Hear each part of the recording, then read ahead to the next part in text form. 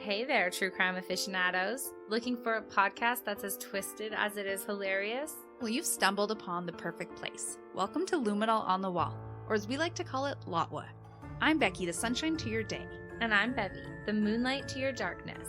Together, we're the sisters you never knew you needed, bringing you true crime like you've never heard before. Picture this. Two sisters, complete opposites. Yeah, she's all sunshine and kindness, while I'm the queen of sarcasm and sass. But that's what makes our sister chat so relatable. We're like the sun and the moon, lighting up your true crime journey with laughter and irreverence. That's right. We dive into the darkest corners of humanity, but we don't just stop at the gore and the controversies. Oh no. We're here to roast the characters, each other, and sometimes even ourselves. We laugh hysterically at our own jokes. And we swear like sailors while we're at it, so if you're easily offended, consider this your warning. But if you're ready for a wild ride through the twisted minds of murderers, join us on Lotwa. We'll cope with the horrific nature of our content the only way that we know how. That is with a healthy, or maybe excessive dose of sarcasm, wit, and a touch of crass humor. So what are you waiting for? Hit that follow button and join our sisterhood as we navigate the murky waters of true crime together. We promise you won't regret it.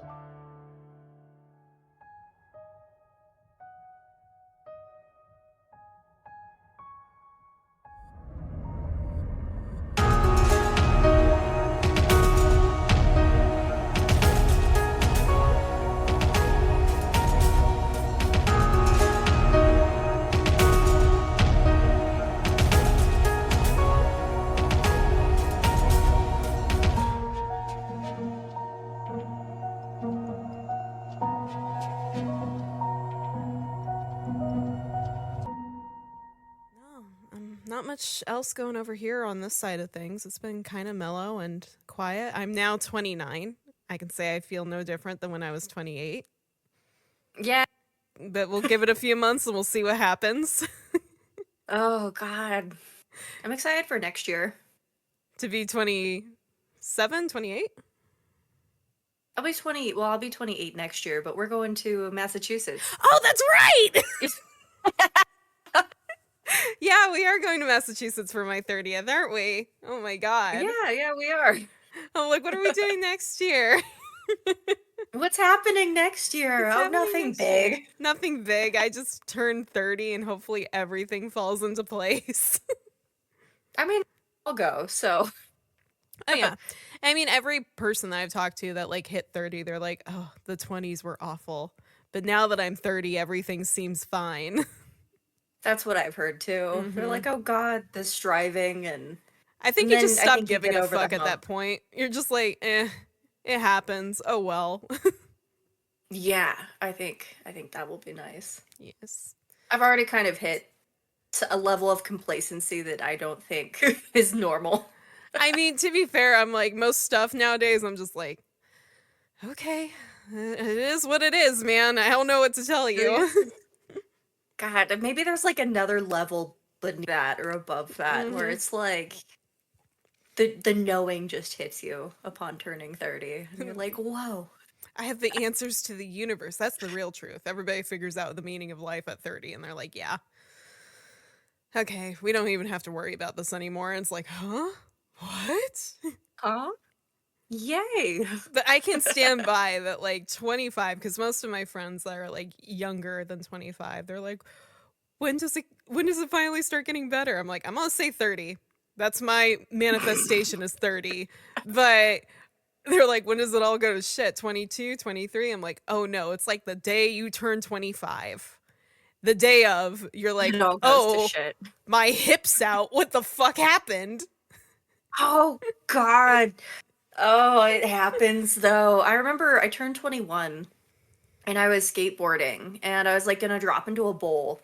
And then I still have no idea, but I like hit my arm so hard and I was just like violently shaking. And I think I might have fractured it, but I never went to the hospital. Because that hurt. That was a new kind of hurt. And I think that's when I realized I wasn't made out of rubber anymore. Mm-hmm. When I could fall. You're and now hurt myself that 100% bad. bone, and your osteocytes are like, dear God, why? Oh, God.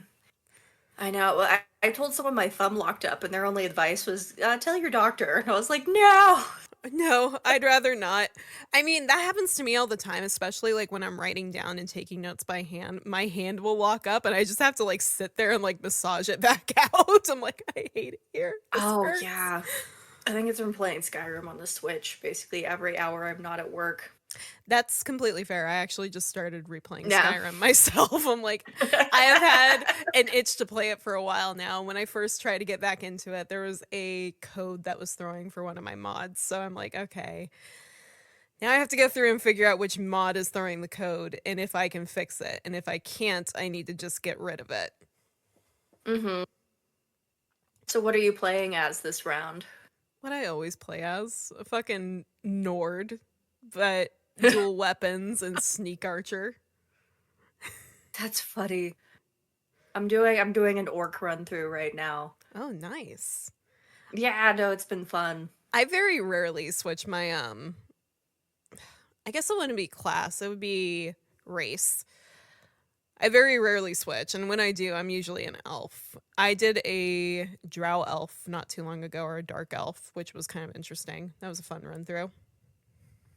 Yeah, no, they're cool. I've always wanted to do an orc run through of Skyrim, but then I've like based my character loosely off of a D&D character, which is like an orc barber that literally my D&D character, he had I think one of his hands removed and replaced with a pair of scissors.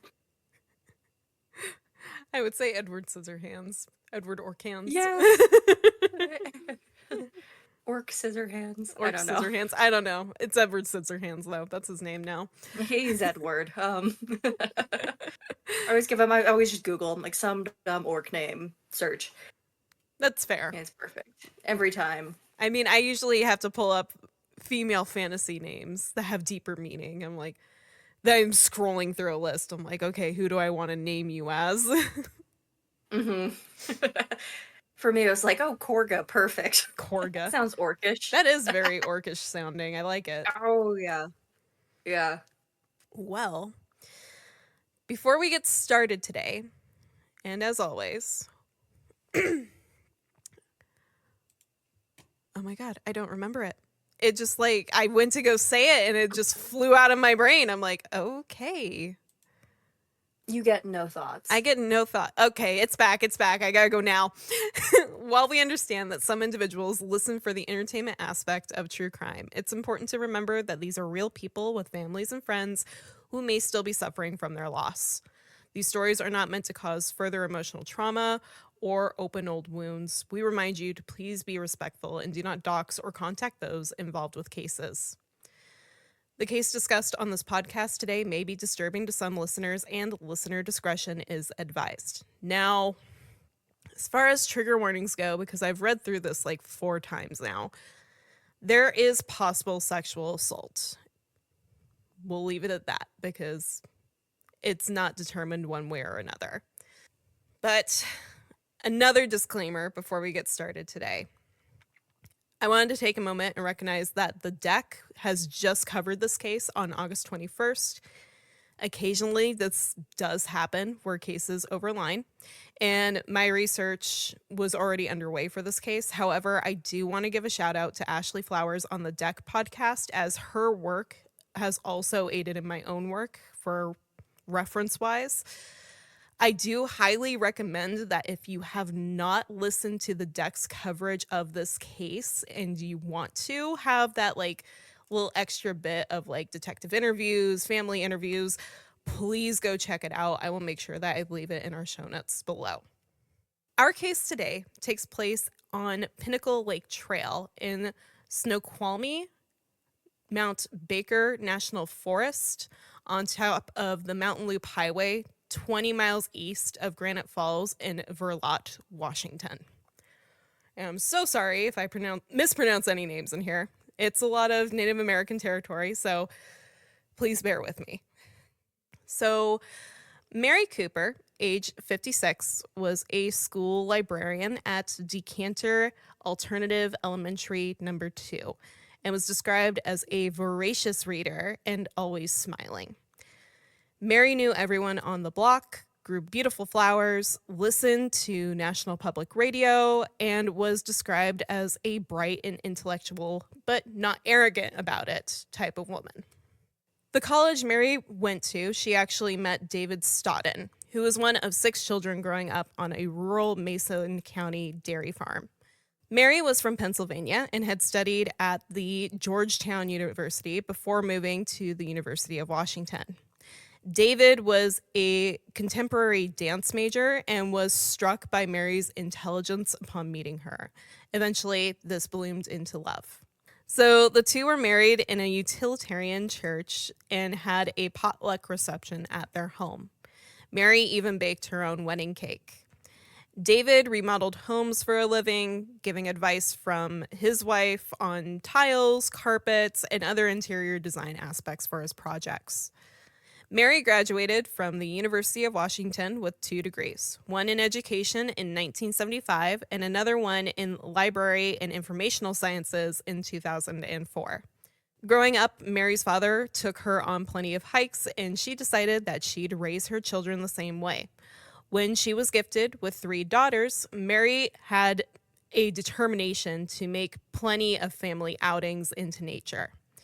She believed that rain was no reason to stay inside.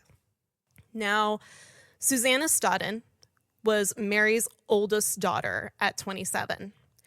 She studied and graduated from the Western Washington University with a degree in environmental studies in 2001. Susanna then spent a semester in 2003 abroad teaching in Nepal.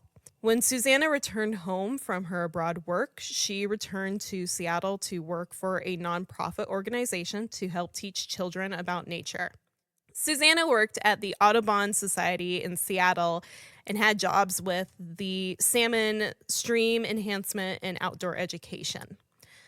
Susanna also volunteered restoring streams, planting trees, and bird spotting. When raspberry season came around, Susanna would actually go find a farm that grew them organically to buy from rather than buying them from a grocery store. She also assembled non-toxic bathroom cleaning kits and wouldn't wax her car out of fear of chemical runoff, to which in studies that I've done in environmental chemistry, chemical runoff is a really big problem and it has a huge effect on nature. Considering I did studies on nitrates in one of the lakes I used to live by, and it was just overly abundant in nitrates and nasty other biochemicals that run off from the golf courses nearby. So it happens. And I'm like, good on her for making non-toxic cleaning kits to actually work with. That's absolutely fantastic. Susanna met her boyfriend in sustainability class. She also backpacked and hiked every chance that she got. In fact, she had backpacked on the Wonderland Trail around Mount Rainier. Katie Light, one of Susanna's roommates, recalls Susanna being a sweet, caring, and supportive roommate. That fall, Susanna was preparing to ride her bike from work, and people noted that the environmental stewardship that she was on wasn't just an academic pursuit. For her, it was a calling. Overall, both Mary and Susanna seemed to be amazing and caring people. Now, over the family dinner, Mary and Susanna began to discuss and converse plans about a hike up Mount Pilchuck in the coming days. Presumably, this conversation had started off on how Susanna had gone hiking a couple days prior and basically like how it went and how she had fun. And they decided, let's go ahead and go on a hike together. Susanna also extended this invite to Katie to come along with for the hike. However, like many individuals coming out of college and looking for work, Katie declines as she's working on her cover letter for a job that day, but ultimately anticipated Susanna's critique on it later that evening. Mary was excited though. She was going to spend the day hiking with her eldest daughter. Hey, have we been on Mount Rainier before for a case? Maybe. I'm trying to remember it. I don't think we've done a direct case on Mount Rainier, but I think it's come up in discussion before. Okay. So Mary was excited, though. She was going to spend the whole day hiking with her eldest daughter. Mary was happy that she and Susanna shared a passion for nature and music. However, their schedules didn't allow them to hike together often. On the Tuesday morning of July 11th of 2006, Mary and Susanna left in the family 1997 Dodge Caravan with a plan to hike on the other side of Mount Pilchuck. However, that morning of their hike, the two changed their itinerary, deciding to hike the Pinnacle Lake Trail instead out of fear that there might be snow still on Mount Pilchuck. David Stodden recalls talking to Mary prior to her leaving to pick up Susanna that there may have possibly been snow on Mount Pilchuck, and he told her be careful before he left for work. Now, the Pinnacle Lake Trail is a short but rough hike to two small lakes just on the eastern slope of Mount Pilchuck. The first is Bear Lake, which is under a half a mile from the trailhead, and this trail is good and simple. However, once you're on your way to Pinnacle Lake, the trail changes to a rocky, rooty, mudded mess. Slow going up and slow going down. The total trip is around 3.8 miles to the lake and back, with the highest elevation point being at 3,800 feet. So after driving 20 miles on the rugged mountain loop highway east of Granite Falls, Mary and Susanna turned onto the Pinnacle Lake Road. This is a twisty, pothole-filled track, and it took their van around an hour to travel 6 miles to the trailhead. It was early in the morning, and there were few other cars in the parking lot that day when they arrived. At around 10 a.m., before embarking on their hike up the trailhead, Mary and Susanna had spoken to a couple, one Richard Brown, a retired music teacher, and his wife, Tae-hee Kim, who was a doctor. The couple's itinerary saw them hiking beyond the lake and scrambling a ways up the mountain ahead, and the hikers do recall that Susanna and Mary seemed like they would be very nice people, further stating, if we had the same itinerary, we may have hiked with them. The couple take off ahead of Mary and Susanna. From what I could distinguish, and while on their hike, they remember hearing something that sounded like thunder up in the mountains. Then they saw crows fly away from an area, and they wondered if they had just heard gunshots. That's suspicious. Yeah, especially when it's like a clear day. It's like, yeah. That's not thunder. That's not thunder. Another couple, Robert Mathis and his girlfriend Rebecca, began their hike up the trail to Pinnacle Lake when Robert spots two women that looked like they were going to the bathroom. So before getting any closer, he calls out to the women, but they don't respond and they don't move. Okay. When he looked at them closer, he could tell that they were deceased, partially nude, and there was blood. Oh my God. Now, obviously scared and going into that fight, flight, or freeze, the couple are left with one option, not knowing if anyone else is waiting for them to possibly do this again, or if anyone knows that the bodies are here, they go running down the mountain. So Robert and Rebecca are now hurrying back down the mountain to call authorities from a nearby campsite. Now, you may be wondering, why don't they just use their cell phones? This is 2006. Okay, first off, I live in the woods on top of a mountain. The cell reception is shit. No. You're not going to get anything. You're not going to get anything. God. And I mean, you can even state that too, because you go on hikes more than I do. And in mountainous areas as well in Colorado, it's hard to get cell reception on these trails. Okay. So Carter Lake has a 5G tower on top of one of the just hilltops or mountaintops nearby. If you are camping there, you're not going to get any reception from it. Exactly. Like it's insane. Like you're literally like just downhill from it, but you're not going to get any reception from it. Oh yeah, and like we have a 5G tower over in our nearby town, which isn't that far away from us. I still get 5G if I'm on like the main part of the property, but if I'm going hiking through our woods, it's gone. Too dense. It's way too dense. There's so many things that factor into whether or not you're going to get cell reception out in the middle of nowhere. In the woods.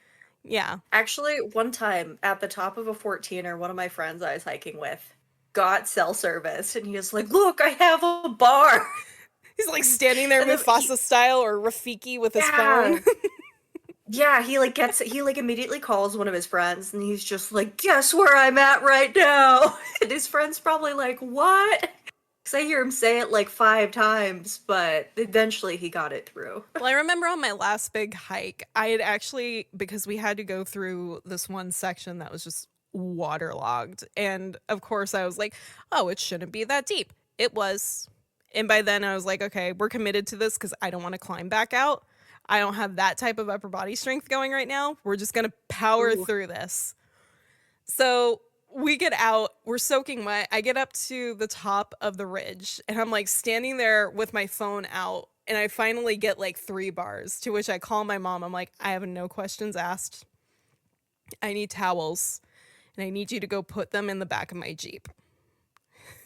So that's the only time I've ever gotten cell reception on a hike. Otherwise, I just kind of like turn on a podcast and go, because it's just not, I'm not going to have anything else. I'm like, the phone is there for emergencies, but the likelihood that I'm going to get a call out, not very likely, unless I'm going sprinting back down to the main part of the trailhead. And even then, it's questionable. I mean, whenever I'd get lost hiking, I'd just start making videos. I'd be like, well, if they find my body and my phone. That's something I've done too, though. I'm like, I don't know if I'm going to make it out of here, guys. If you find this. The time to start recording. Well, it's like 2006 too for these people. So they have like the Motorola. Yeah, a little crazer. That's like, if you just put it in your pocket, it gets no cell reception whatsoever. Yeah. Oh my God. Technology has come so far. It has. It has. Now people can fit in my pocket and I can walk around talking to them. So, like Sarah and I were discussing, in case of emergencies, even today, most individuals have to go back down the mountain to get help or call someone, which law enforcement and first responders have mentioned how it's a hindrance in emergency situations that happen on these hiking trails. On the way back down, Robert and Rebecca pass another hiker on his way up and tell him not to go that way, as there was a horrible accident, before making their way to the nearest campsite to an emergency phone. Now, Chuck Keller, age 74, who manages the nearby Golden Basin campground, is working when these two come in, and he report the discovery to the authorities. And he stated that the couple looks visibly shaken, like shaken to their cores of what they just saw, which I can only imagine. You're going on a peaceful hike and then suddenly you stumble onto a crime scene. That's just a complete 180 from what you were coming to do. People that saw them hiking up, yeah, I would not feel okay. Yeah, I would not be okay. Well, I might. I don't think you would. It's a worst case scenario. I would go into like first responder mode and just be like, okay, Sarah, we need to turn around now. Okay. I'm like convulsing. You're just completely out of it. I'm like, oh shit, I can't carry you. That's okay. I like the rule where it's like, you got yourself into the woods, you have to get yourself out. Exactly. Now, Keller recalls Robert stating he saw 2 women on the trail and they looked like they were going to the bathroom. Then he looked at them and saw they were deceased and they left in a hurry. Snohomish County Sheriff one Daryl O'Neill was already out on patrol responding to the call and drove immediately to the trailhead around 2:55 p.m. When he finally arrives at the trailhead, he spots a few cars in the lot before making his way up the trailhead, sidearm at the ready. Now, he's only a little ways up the trail when he stumbles upon another 2 hikers who had obviously just stumbled onto the scene and were distraught, and to his surprise, they're wielding an ice axe. I mean, I would be too. I would be too. From here, there's a little bit of a standoff between the 2, and Daryl tells them, hey, I'm with the sheriff's department. I'm responding to the incident. Now, these 2 hikers are Richard and Tahee. Richard is standing there with the ice axe, and his wife are basically ready to defend themselves if they have to. And they have no idea if the scene has already been reported to authorities or if, as they theorize, they're the first to discover the bodies. I mean, I'd be very skeptical of seeing like a police officer, perhaps not in uniform, after finding something like that, but I'd be more willing to trust if it was an individual in uniform. Yeah. I mean, I'm kind of skeptical too, because like we discussed in the serial killers episode, and I think we talked about it a little bit in our anniversary episode, there are people that impersonate officers to get away with this crime. Oh. So, okay. So the fire that was just that just happened in Colorado, the Alexander Mountain fire. Dude, that guy was impersonating a firefighter and a police That's officer. right, we talked about that, but I'm Yeah, like, holy shit, the way that Jesus. your neck just like snapped forward and back and your headphones fell off, I'm like, oh my god. Smack! I got excited. I forgot I had ears on. Oh. So, Tahee and Richard later spoke about the experience, stating, "We have never spent a more terrifying half hour than our hike back down the trailhead. We had an ice axe between us, which I held at the ready the entire time, not knowing if we would be attacked by a killer still lurking in the area." Sergeant Darrell is torn on which way to go. Being the first on the scene, he has a duty to secure it, but he also can't leave these two people alone as their potential witnesses. And unfortunately, the latter did win out, so he accompanies them back down the trailhead to take a statement from this couple. Now, Richard and Tahee told Sergeant O'Neill about the conversation that they had had with Susanna and Mary before they made their way up the trailhead around 10 a.m., presumably with Mary and Susanna coming up shortly behind them. They went on to discuss the noise that they had heard, in which they had described as thunder, which is odd, like I said, for a perfectly good afternoon with clear skies. Now, Darrell further mentions that it's rare to get thunderstorms or lightning in this area around Seattle.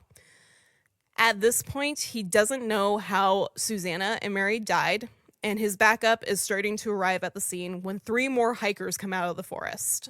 Oh, God. A father and his 2 sons come out of the forest carrying fishing rods, and they told police that they had been fishing at Bear Lake that afternoon when they heard gunshots around 1 p.m. Now, this time lines up with all the other witness statements, along with the time frame of Mary and Susanna making their way up towards Pinnacle Lake. Now, the father and these 2 sons did not see the scene, as the trail to Bear Lake is different from the one to Pinnacle Lake, like I mentioned earlier. Some deputies stayed in the parking lot to collect further information from witnesses in case any of them became suspects later. At the same time, 2 deputies began hiking up the trail, and they were losing daylight. Additionally, no one has secured the crime scene yet. Oh, God. They're all just hanging around. Mm-hmm. They're like, you saw dead bodies? You didn't see dead bodies? Has anyone seen dead bodies? I can understand getting your witness statements, but you need to send people up to secure that crime scene, please. That would seem like priority 1. I feel like if people really wanted to help out, they'd hang around. You know? I can personally understand, like, the officer coming back down with witnesses because you don't know if those people are going to leave or not. You don't. Well, and they're probably terrified, too. Yeah, and they're traumatized. So I can understand going back down. But as soon as backup starts arriving on scene, somebody needs to go secure it. Go. Seems like priority 1. Priority 1. So Priority 1. these deputies made their way up, not on the trail, but through the trees and dense brush, basically scrambling their way up the mountain to avoid contaminating or destroying any evidence that might still be on the trail. Because one thing that we do when we're doing crime scene work, you're going to want to check areas that people are more likely to travel. Like, what way would you come into a house? It would be the front door, and probably dead center through the front door. So you might have footprints there. Somebody hiking up a mountain will be more likely to be on the trail than off trail. So you're hoping that there's footprints and other evidence there of somebody that has been there. You know, it'd be convenient if they were just off trail and those were the only footprints. Right. But they're like next to it. Oh, so convenient. Eventually, they came across the brutal scene, though. At the curve in the trail where some trees had fallen and been basically repiled to keep them off the road, the victims are on the trail just to the left, about 2 miles away from their vehicle back at the trailhead. Authorities have withheld information regarding how the women's bodies were positioned at discovery, but there is discussion of how both victims, like I said, were partially undressed, and they had both been shot in the back of the head, which would later be determined to be a low-caliber gun. Alongside of the victims are cartridge casings and clothing. However, no weapon was found at the scene of the crime, meaning that it's likely that the killer took the weapon with him or her. What was left behind needed to be collected at the time.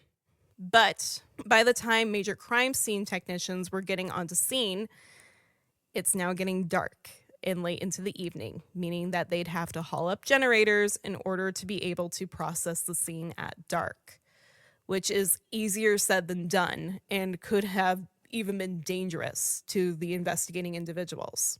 So the Snohomish County Sheriff decides that they're going to hold off and start processing the scene the next morning, leaving 2 deputies to stand guard and watch over the scene during the night to ensure that the killer doesn't return to try to remove evidence or hide the bodies. Now, as the day grows later, David Stodden, Mary's husband and Susanna's father, starts to grow anxious as he hasn't heard from the women all day and had expected them to show up back home around 5 p.m. Now, originally, this doesn't raise any huge red flags, as he's thinking maybe the trip took longer than expected, there's no cell service or connection in the mountains, or maybe they continued their mother-daughter day with going to see a movie or having dinner. So during that day, David went to work at around 5:30 p.m. He became slightly concerned when Mary wasn't home, but he decided to continue on with his day as planned. He then trained for a Seattle to Portland bike ride he was participating in with Leslie DeBrock that evening in Stewart Park. During this bike ride, David starts to become increasingly concerned and attempts to call Mary and Susanna multiple times. However, he receives no answer. Further noting to Leslie that they should be home by now and he's getting worried. David then joined his friends for dinner at their house. When David finally makes it back home and Mary still isn't there at 8 p.m., his worry transitions to panic. David made multiple calls to Mary and Susanna's phones, but those went unanswered. Eventually, he called the Washington State Patrol and the Snohomish County Sheriff's Office to inform them of Susanna and Mary's sudden absence. David recalls that he could tell right away that they knew something, but they didn't tell him. At around 9 p.m., David's ready to head out. He's got an ice axe, his backpack, camping gear is piled up in his truck, and he's planning to search the side of Mount Pilchuck where he'd assumed that the 2 girls had gone. David is all packed up and ready to leave, and he's actually, from what I distinguished, was in the process of leaving when detectives show up at his door at 10:30 p.m. with devastating news. They figured from the information that they gathered from witnesses along with the lone Dodge Caravan left in the parking lot registered to David Stodden, there was a positive identification for these 2 victims, and they made the house call. Now, investigators, I presume, notified David of the death of his wife and daughter, telling him that they had been found on the trailhead to Pinnacle Lake, meaning that if David had gone searching for the 2, he would have been looking at the wrong location. Following up with this, detectives told him that it may have been an animal attack from a bear or cougar, as the wounds had not yet been identified. However, they soon confirmed later that the injuries inflicted on both Susanna and Mary were from a gunshot. They did not elaborate how many times the 2 were shot, though. The authorities began to question David. They also checked his odometer and gas gauge in his truck. He informed the investigators that he couldn't think of a single person who would want to hurt or kill his wife and daughter. David also later mentions how strong both of these women are as people. Mary and Susanna were pretty strong people, so they probably resisted. He, the offender, realized that he wouldn't get away with what he was doing and shot them. Additionally, David, who's dealing with the shock of everything that's happening and the confusion as to why Mary and Susanna are not where they were originally planning to go when they left that morning, is still kind of dwelling in him. However, David proceeds to cooperate with police, turning over computers, checkbooks, tax forms, and life insurance policies to detectives to review. Then later that evening, around midnight, police or David, depending on which source you go with, make a similar house call to Susanna's home, breaking the news to Katie and the rest of her roommates that Susanna would not be returning home as she had been murdered. Now, Katie recalls how she later found one of Susanna's journals. The writing inside was mature and nearly poetic exploration of nature as she read. She just wished for them to go on and on and on. Katie also mentions in an interview how she is still having dreams of Susanna years later. While all of this is going on, though, deputies are holding their position at the scene, and it starts to rain. No. In order to protect as much of the scene as possible, a tarp is draped over the two bodies to preserve evidence till crews could arrive back in that morning, which is when we will return next week with part 2. Just wait, you're going to scream at me next week, and I know it. Oh, God. Is it just a missing persons? This is an unsolved double homicide. God, that's insane. That is so insane. My thing is that there were so many witnesses around, too, because you have the group that's ahead of them, the group off to Bear Lake that's just fishing and minding their own business, and then another group coming up behind. And all those groups consist of 2 or more people. Okay. So, like, at this point, this guy, this perpetrator, I should say, would have taken off into the woods or been somewhere nearby-ish, which is insane because I guess if the people at the top of the hill or the top of the mountain don't know, people walking up don't know, they didn't see anyone, or else they probably would have hit him with their ice pick. And then these guys fishing nearby, no one's seen anything. Someone's probably around and lingering. That would be my guess. That would be, which is absolutely terrifying to think about, especially if like you come across the scene and you got 2 groups that obviously go, oh my God, there has to be somebody still out here, and they're freaked out. That's a horror movie situation. You don't know if there's somebody that's waiting to kill you next. It's terrifying. Okay. Do not Google anything. Put your phone down. I'm looking at a map. We'll go into how it's theorized that this perpetrator got out of the woods without anyone seeing them. Okay. So, yeah. So, I mean, if you look at how this hiking trail is kind of done so far, it's a lot of switchbacking up this way and then past Bear Lake, to which I presume that they were somewhere just beyond Bear Lake. Otherwise, unfortunately and thankfully, they didn't. But the dad and his 2 sons would have ran into it. So I'm presuming they're further up than Bear Lake. Probably about the midway point. I just wanted to see where the roads were in comparison. I guess there's another trail nearby, but like to walk from one trail to another, that's pretty treacherous. Yeah. But yeah, no, we'll get into that a little bit more with part 2 for sure. And we'll talk about how forensics teams and basically parks teams kind of work their way with seeing where new tracks are in these areas. Yeah, that's crazy. Okay. I don't know what I'd assume if I was investigating it in that situation. But yeah, I mean, if people aren't seeing another just individual on the trail or anything like that, that would lead me to presume that either they were waiting and they let that first couple pass by, or they got there shortly after that couple passed by and they were still waiting up there. And then when Mary and Susanna came by, they proceeded with their plan and ultimately murdered them before taking off possibly back into the woods. That's crazy. So I'm guessing, they ran out of leads, right? I'm guessing that's why it became a cold case. It's because it's someone who probably has no connection to them, which is like even more insane. Yep.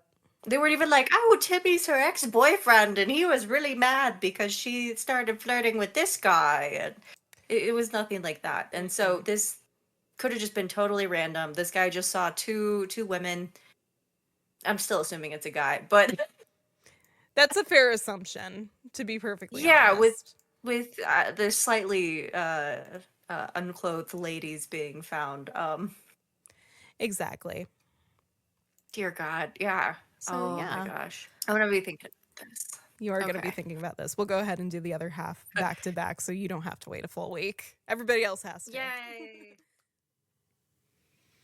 If you or anyone you know has any information regarding the unsolved murders of Susanna Stodden and Mary Cooper, you are asked to contact the Snohomish County Sheriff's Office at 425-388-3393. That number again is 425-388-3393. Or you can contact Crime Stoppers at 206-343-2020. That number again is 206-343-2020.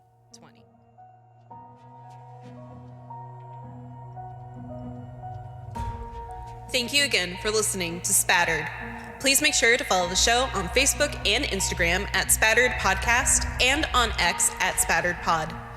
If you're enjoying the show, make sure to follow and leave a 5-star rating on Spotify, Apple Podcasts, Amazon Music, or wherever you get your podcasts from. If you're watching on YouTube, like this video, subscribe, and ring the notification bell to be notified when the show goes live or drops a video. As always, if you have a case request, any questions, or are interested in sponsoring the show, please email me at spatteredpodcast@gmail.com.